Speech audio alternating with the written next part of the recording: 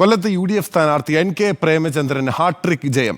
LDF സ്ഥാനാർത്ഥി M മുകേഷിനെ 1.5 ലക്ഷം വോട്ടുകൾക്ക് പരാജയപ്പെടുത്തിയാണ് പ്രേമചന്ദ്രൻ വിജയിച്ചു കയറിയത്. BJPയുടെ G കൃഷ്ണകുമാർ 1.5 ലക്ഷത്തിലധികം വോട്ടുകൾ നേടി.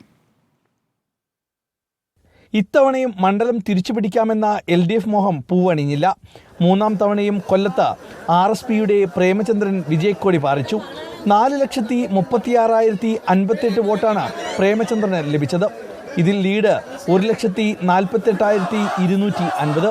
മുകേഷ് നേടിയത് 2,87,808 വോട്ട്. BJPയുടെ G കൃഷ്ണകുമാർ വോട്ട് നില ഉയർത്തി. 1,60,303 വോട്ടാണ് ഇത്തവണ BJP നേടിയത്. പ്രേമചന്ദ്രന്റെ അപരനായിരുന്ന പ്രേമചന്ദ്രൻ നായർ 1,709 വോട്ട് നേടി. നോട്ടയ്ക്ക് 6,036 വോട്ടാണ് ലഭിച്ചത്. തിളക്കമുള്ള വിജയമാണെന്നും മുസ്ലിം വോട്ടുകൾ ഭിന്നിപ്പിക്കാനുള്ള കൊല്ലത്തെ CPM ശ്രമം പരാജയപ്പെട്ടെന്നും NK പ്രേമചന്ദ്രൻ പറഞ്ഞു.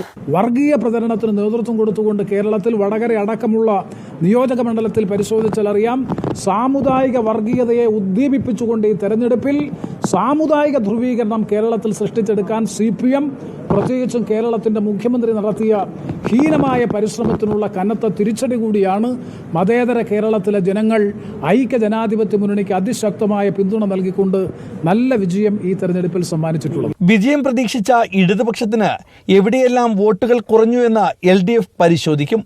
പുനലൂർ, ചവറ, കൊല്ലം, കുണ്ടറ, ചടയമംഗലം, ഇരവിപുരം, ചാത്തന്നൂർ തുടങ്ങിയ മണ്ഡലങ്ങളിലും പ്രേമചന്ദ്രൻ തന്നെയാണ് മുന്നിട്ട് നിന്നത്.